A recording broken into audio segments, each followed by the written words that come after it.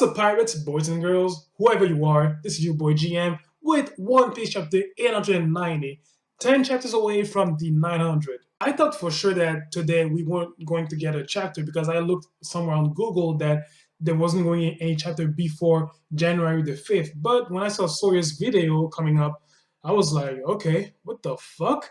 Well, you know what? Here's my review. And before I start, let me just remind you that January the 12th, I am doing a giveaway of One Piece. And what you can win, you want to ask what you can win? Well, this little beauty right there. I know you want it. All you have to do is subscribe to my channel, and I will pick a random subscriber as the winner. So good luck. I truly love the spread that we've seen at the beginning of the chapter. It was very likable, very colorful, and it had a lot of punch to it. I loved how every Chinese astrological symbol corresponded to each of these characters. Of course, it's no surprise that for Monkey, it's gonna be Luffy. For Rabbit, it's obviously gonna be Carrot. And for Dog, of course, Inuarashi. But nonetheless, this spread was perfectly made. We already know this by now, but Big Mom is a threatening force. She is a Yonkou after all. But what I love in this chapter is, despite being on a disadvantage, even though that Big Mom is still weakened, the present crew members of the Straw Hat Pirates presented a united front against her. And surprisingly, it worked. It worked wonderfully, at least for the first round.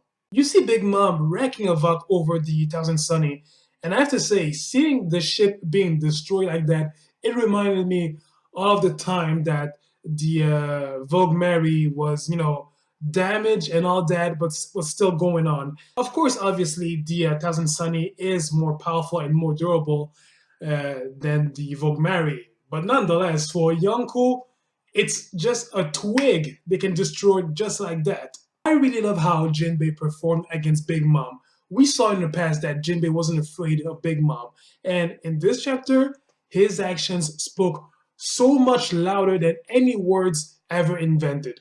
Big Mom's sword took a burning form called Cognac, and it went against Jinbei's Karagi armament haki. Even though Jinbei really withstood it, it was still not enough to hold his ground, and he was pushed to the sea. So even though that Big Mom is still weakened, she is still powerful. And I can't imagine how dangerous that move would have been if Big Mom was at 100% of her full force. But it wasn't over for Jinbei. He countered attack with a great sea current, and he calmed Big Mom and Prometheus down with seawater. And that powerful fist that Jinbei gave to Big Mom, Vagabond Drill, wow, that is one powerful fist. I get it, Big Mom is not at 100%, but still, it is just epic to see that a guy like Jinbei can do that against a Yonkou. So props to him. Needless to say, Jinbei is gonna be one hell of a great help against Kaido. Also seeing Chopper withstanding a hit from Big Mom using guard point,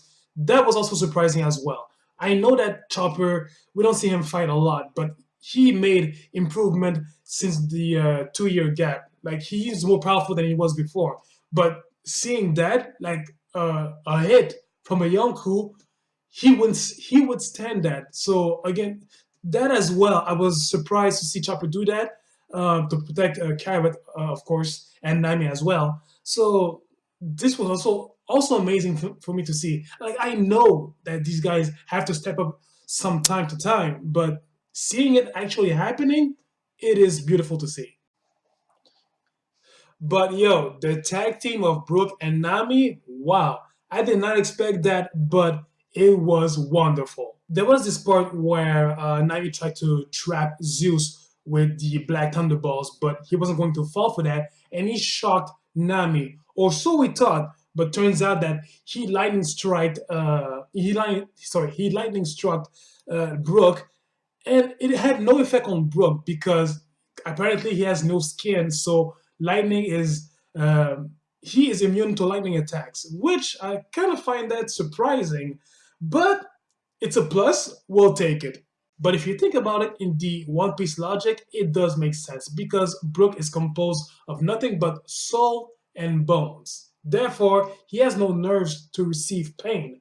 I mean, I'm pretty sure that through his soul he can sense some pain, but, for lightning, He's immune against it. But Brook asking to see Big Mom's panties, um, no. Like, too many men have been through those, and I don't think that it's worth going through that. So no. Like, not even Sanji would do that if it meant to save Nami. No, just no. Brook jumping in midair with a arrow notch slash and slicing Zeus in half, forcing him to discharge his electricity balls, and Nami using that to force Zeus to discharge all of his electricity against Big Mom. This tag team was perfect. Like, I did not expect this to happen at all.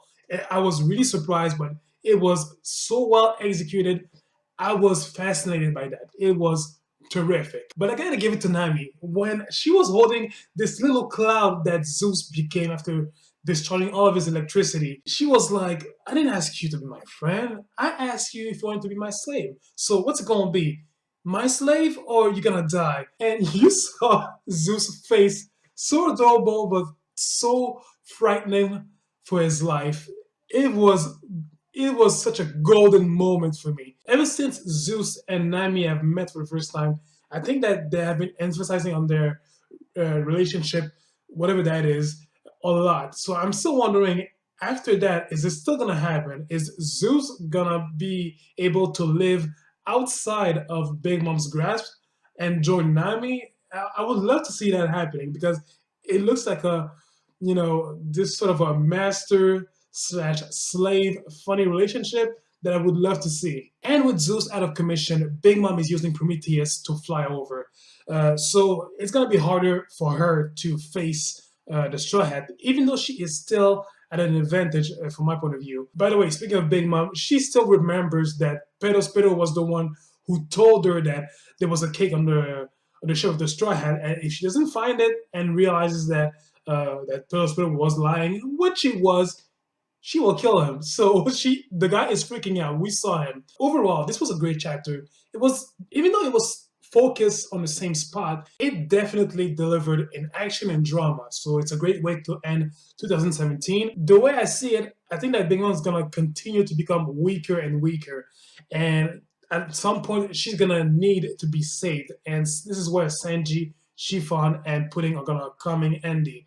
But let's not forget that the Germa 66 and Luffy against Katakuri, it's all gonna be wrapped up pretty quickly. From my point of view, I think that this arc has no more than 20 chapters left. It could be more, I could be wrong, but I believe that it is ready to be wrapped up, and by next spring, we're gonna get the Reverie arc. 20 chapters, 25 max, before we get to something else. So comment, rate, subscribe, and remember, I'm doing my One Piece giveaway on January 12th, so if you want to win the One Piece manga calendar, you know what to do, just subscribe and I will pick a random winner among the subscribers. And don't forget to encourage the manga industry by purchasing the official releases, because a lot of people put their hard work to make those happen. You can find them online at your local bookstore, or better yet, you can even download legally the digital versions. They are even cheaper. So, pirates, I'll see you guys next week or maybe the week after that. I don't know if there's going to be a break or... Anyways, well, I'll see you guys next time. But in the meantime, please do me a favor for your homeboy. Take care of yourselves. And most of all, Happy New Year 2018. Wishing you guys health, happiness, and the other good stuff in life. Alright? So take care of yourselves. See ya.